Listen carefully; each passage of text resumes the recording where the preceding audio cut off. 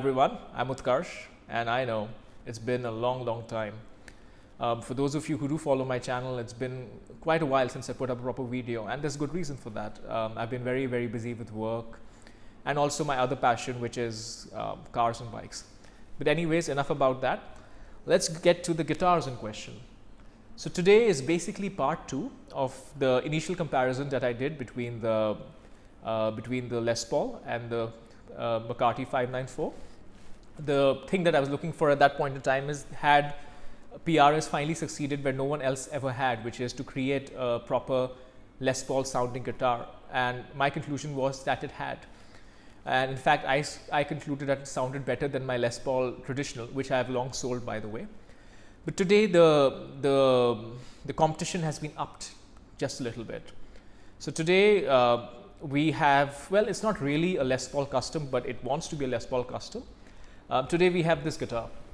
We have this Gibson USA, so not custom shop, but in all other terms, practically a Les Paul custom. This is their limited edition Black Beauty. It's called Nashville Black Beauty. A very beautiful guitar. I always wanted a 3-pickup Les Paul. In fact, I like 3-pickup guitars, but I always wanted a 3-pickup Les Paul, all black, you know, and this is exactly what that is. Similar to the original from the 1950s. The difference, of course, being that this one doesn't have the fretless wonder frets; it has the regular frets. So this guitar has burst buckers in it compared to the 59, was it 59 Classic, 59 Tributes that was there in my earlier guitar. Overall, without giving too much away, I will immediately tell you that this is a different class of guitar compared to my traditional, both in terms of fit and finish, and most definitely the sound.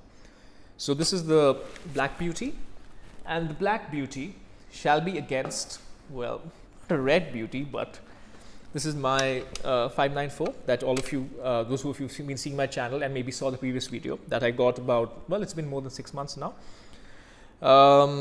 Over this period of time, I've learned a lot more about this guitar. So the sound, the tone continues to astound me. But what I have realized is it is not exactly a Les Paul tone. It's close enough, but it's different. So today we are going to figure out, I'm going to figure out which of these guitars I like better. And yeah, that's a bit of a shock. I thought this was my favorite guitar, but that guitar is something else as well. And you can probably figure out from the comparison of the sound what you like better. So another funny thing, I've just used a normal Yamaha, the TH10, and honestly, at the volumes that I play at in my house, that sounds better than all my analog pedals and amplifiers. I guess I just can't get them loud enough in a home setting. So I'm going to just mic it through that. Disadvantage of the Yamaha is that you do not have a looper. So I won't be playing loops and soloing over them, but anyway, who wants to see random soloing anyway? But you shall get a good comparison between the sounds. All right, let's start off by checking out the packaging, or rather how the guitars come in their box. So unboxing the McCarty 594. Of course, this is the wood library, so it has that wonderful case. Part of the world that I stay in makes stuff like this grow on it, but I will clean it. Okay, overall, you can hear that very solid feel through each of the blocks. Yep, almost like German engineering. This is American. American cars aren't like that though. Opened up, oh god, yes. That gorgeous AAA or whatever top, maple top. Bridge, and you know, it's got brass, so I'm very careful with this guitar because my other PRS, it started rusting. Brass doesn't rust, it oxidizes very easily. So on my custom 22, this is all oxidized. This one I've just been ultra careful, and I've been aware that this happens. So if this hasn't happened to this one, those beautiful birds, old school birds made of abalone, green ripple, ebony fretboard made from Gabon ebony. I don't know how to pronounce that word, but you can look it up. Gabon ebony, I don't know, check it out. That's the certificate, by the way. Paul Reed Smith Wood Library Limited Edition. Singlecut, yep, has to be Singlecut. I'm a Les Paul guy. And yeah, hand selected, which of course is marketing speak, but sure, of course it's hand selected. Everything is hand selected. There's no machine that selects stops. pattern vintage neck, important. The neck thicker than a typical PRS, and that was one of the reasons PRSs and me didn't gel typically. I need a thicker neck. Okay, what else? Of course, this is the standard, very similar to your customs, the headstock. These tuners are okay, again very traditional. Again, this, you can tell this is a 594 from looking from here. Okay, should we take a quick look inside? Again, even these buttons are solid. I love this. This is the certificate, PRS. Nice bird. My guitar was, well, this year, as I was saying. This is guitars from this year, and 5815 low turn pickups, which are brilliant. These are strap locks, which I have replaced myself. Let's take that out, it's a bit of an eyesore. Stickers and more stickers and crust rod adjustment. I don't actually plan to open this, I don't need it. This is the bill, bought from GAK Guitars in the UK. I don't want to see the price again, it'll make me feel sad. Anyway, the PRS McCarty 594. Let's move on to the Les Paul. And now it's the turn of the Les Paul. Standard Gibson USA case. I wish it had a more special case, given it's a special guitar, but okay, I'm okay with this. Don't mind the sticker marks. I got this guitar shipped to Singapore, but I had to get it to my place in Malaysia, so I had to take it by plane. But I got it into the cabin, but after the sticker did, so that can be removed. Same thing from the plane. I like to keep a bit memento of everything. My first guitar has all of its stickers and everything from all the times it's traveled around. And in any case, I don't intend to sell this guitar, so I like that. Okay, is the lock as solid as the PRS? Good, but not PRS. Yeah, it's definitely lower quality. Not bad, but just lower quality. All right. Now that is such an attractive black. Well, let's shift that book. I'm not advocating any book here. Okay, such an attractive looking black. It's very deep. It's very shiny, but it's not like bad shiny, like mirror shiny. It's like depth of character kind of shiny. Love the gold hardware. Love the mixed hardware on the pickups, the mixed screws, gold and silver, gold and silver. Love the 3 pickups. Fit and finish really good, no random marks, over here. It's all decent. Triple or I don't know, multiple binding on the body, multiple binding on the headstock as well. Richlite Fretboard, which of course is flawless. Of course, it's Richlite. People have opinions. I have opinions as well. I like it. Tuners, not the vintage tulip style, but I don't know what this is, the regular style. I don't know what these are called. 4 knobs, volume, just like Les Paul. Tone, 3rd pickup. I'll show you how that works later. And yeah, otherwise, heavy guitar. My favorite part. 27 out of 150. I didn't know this guitar was going to be 27. It was a pleasant surprise, and this guitar lives up to that number. Let's check out what's inside. Okay, maybe I need to put the guitar somewhere for a while, and I'll check out what's inside. Alright, the guitar's been tucked away, so we shall open this. Standard Gibson paraphernalia. It's got a full toolbox in there, which I don't think I'll ever use since I'm useless with tools. What's that? Oh, certificate. That's good. Has completed a full quality checklist, I believe you. Also made, this one's actually made in 2016, unlike my PRS. So this one's actually older than my PRS, though I got it later.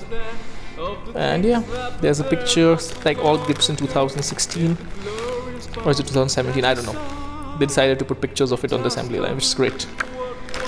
And what's that? Oh, there's a strap. Did I notice this? This is interesting. What is this? Wow, I think I've forgotten what these guitars come with. And the strap, which is absolutely useless, but it's pure leather and it's Gibson.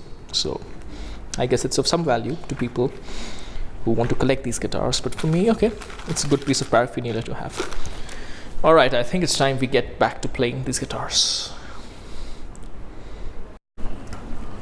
So I think it's time we checked out some sounds. So let's start with the benchmark, the 594. What should we do? Maybe some clean tones first? Yeah, that sounds like a good idea. Let's start off with the neck pickup, shall we?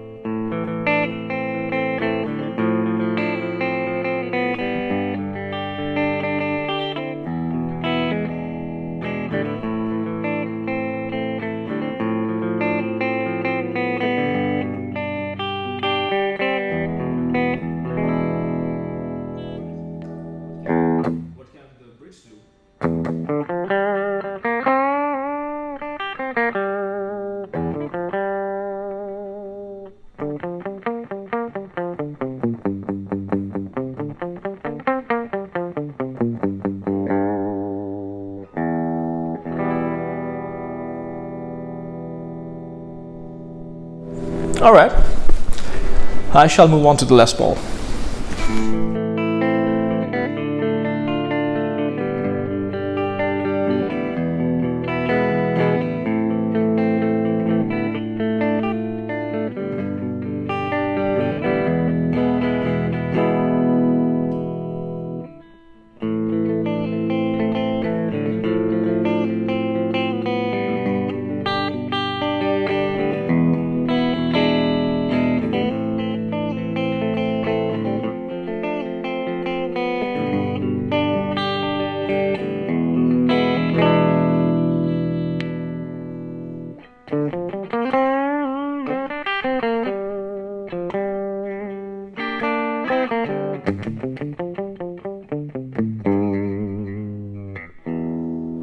Me thinks it's time for some distortion.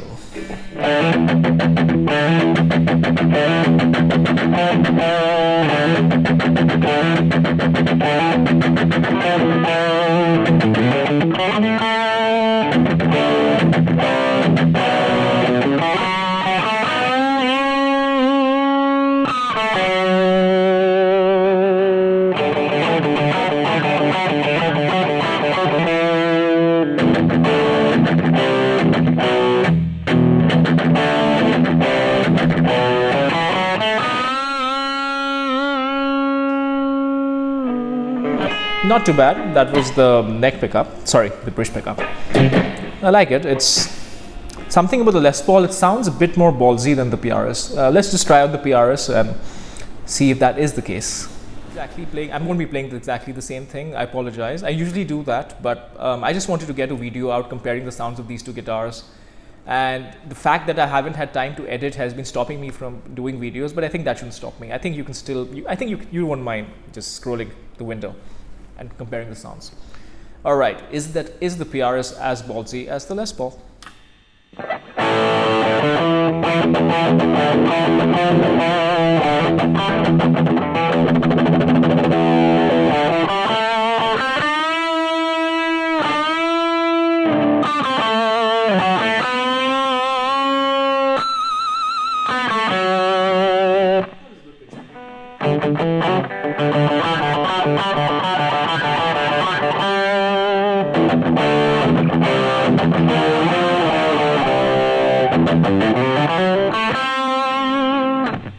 I like it. On the other end of the spectrum, is the PRS's neck pickup sweeter or is the Les Paul's? Well, PRS first.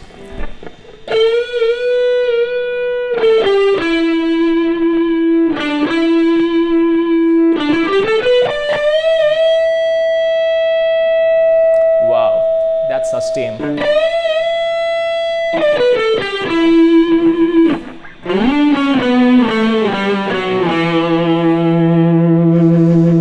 Something about that, I just love something about that. I just love that tone.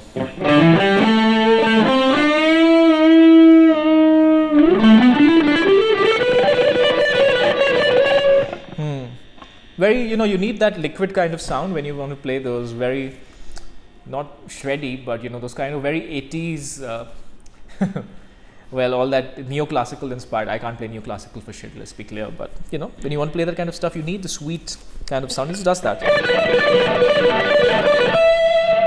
Yep. All right, Les Paul, you have a fairly tough act to follow. Wish you well. Something tells me the Les Paul is more than up to the mark.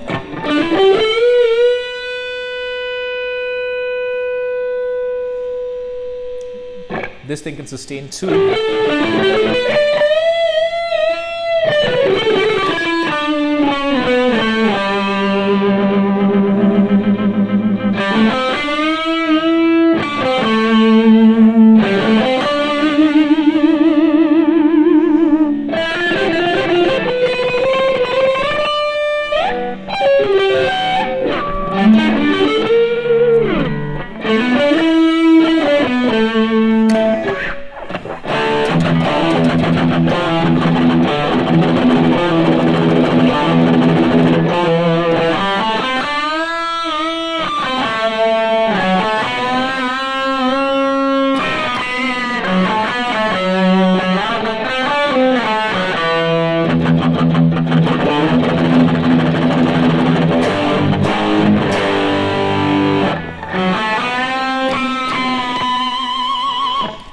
Les Paul is a bit more difficult to get pinch harmonics out of, if you notice. I tried a couple of times, but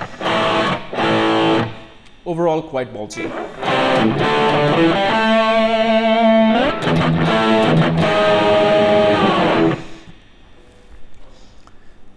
Now onto an interesting party trick about this Les Paul. This third pickup is basically wired out of phase. So what you can do is, since you don't have a coil split in this guitar, you can use the third pickup to kind of create that thinner single coil sound. And what I'll do is I'll play the coil split. I'll use it on the distortion as well. So what I'll do is I'll just reduce the volume and you do the coil split, or rather the third pickup. It gives it a very ethereal kind, not ethereal, but a very dark, clean tone with a bit of dirtiness underneath, yet cutting through because you're thinning the sound. And I will use that against the PRS's neck pickups, coil split. Okay, let's start off with the Les Paul. So to do this control, which is not a second tone control, this actually controls the third middle pickup. Turn it up all the way. So this is on full coil split. I'm going to turn down the volume to about 5. I'm on the neck pickup. Let's check out how it's sounding. Maybe a bit less, maybe about 3. Still a bit loud. Ah, there we go. Nice and dark. So let's try this out. If you want to play something dark, what can we think of? What if I was a madman?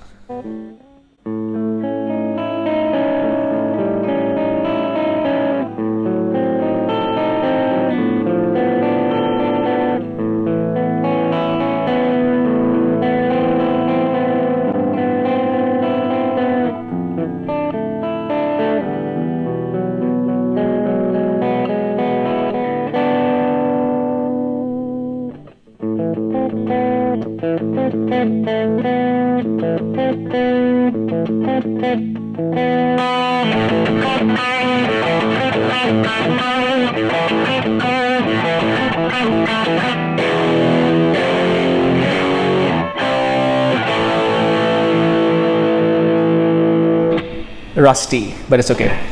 Point is to hear the guitar. Let's check out if the PRS can be madder. So on the PRS, it's a bit different from adjusting the Les Paul. No third pickup here, just a coil split. So coil split, tone on full. Coil splits creates a bit of buzz. Interesting. Did you hear that? And we shall reduce the volume down to maybe a 3-ish, similar to the Les Paul. Let's see how it's sounding. Maybe a bit louder. Yeah, maybe this. So interesting. The Les Paul does not have a buzzing when you get a single coil sound through the coil split. Good to know. All right.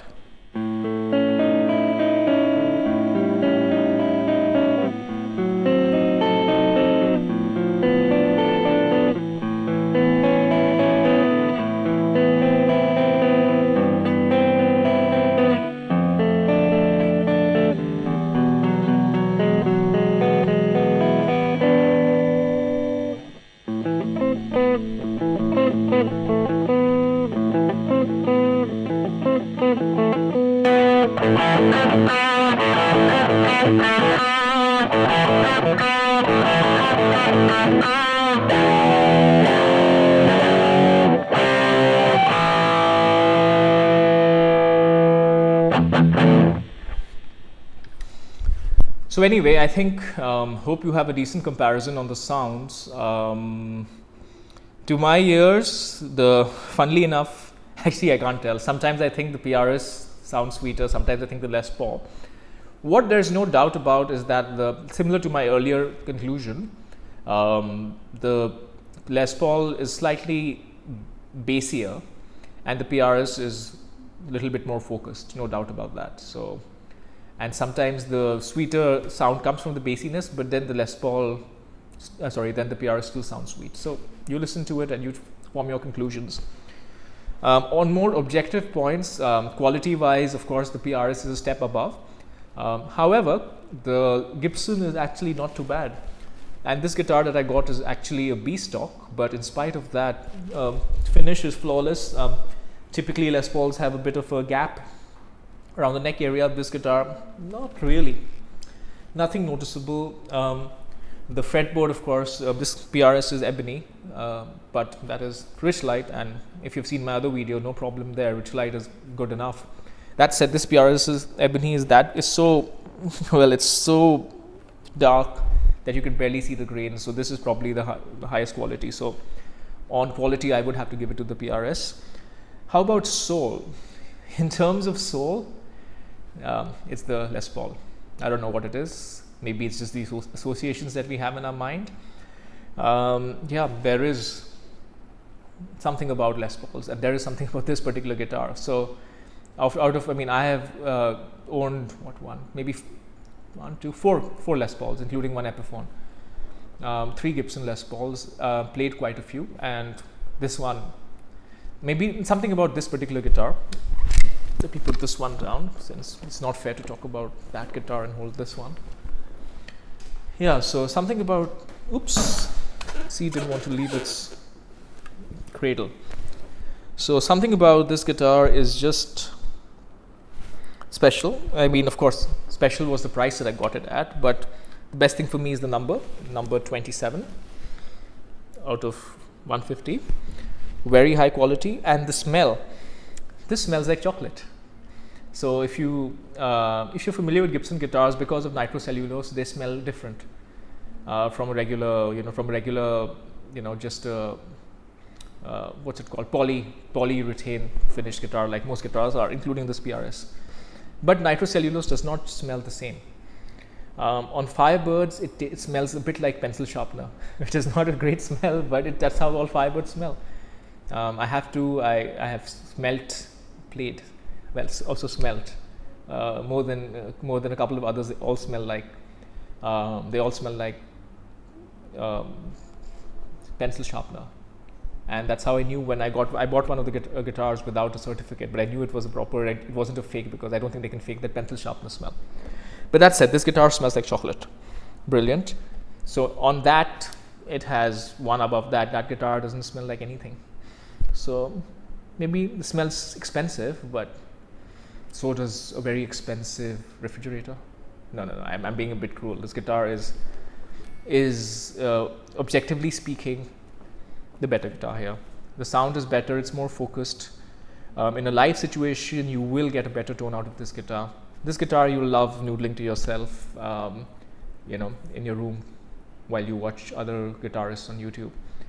But this guitar is the perfect guitar. Its tuning stability is much better than this one. This one I've tuned a couple of times. This guitar has just stayed stable. And the other thing about, the best testament to this 594 is, so I got it. My bandmate also got it, because of course he hasn't, and also got it. And my other bandmate, so we have 3 guitars in the band. I'm currently on hiatus because I'm in a different location now. But anyways, my other bandmate, the third guitarist, is also planning to get one. Even though this is much more money than we would ever want to spend on a guitar, but it's just that good. And overall, so who's the winner of this test? Well, it's a cliche thing to say, but there are 2 winners here. If you want objectively the better guitar, It's the PRS, no doubt. Sound is arguably as good. Fit and finish playability is better. And yeah, it is definitely the more durable guitar. This guitar has a chocolate smell and it has soul.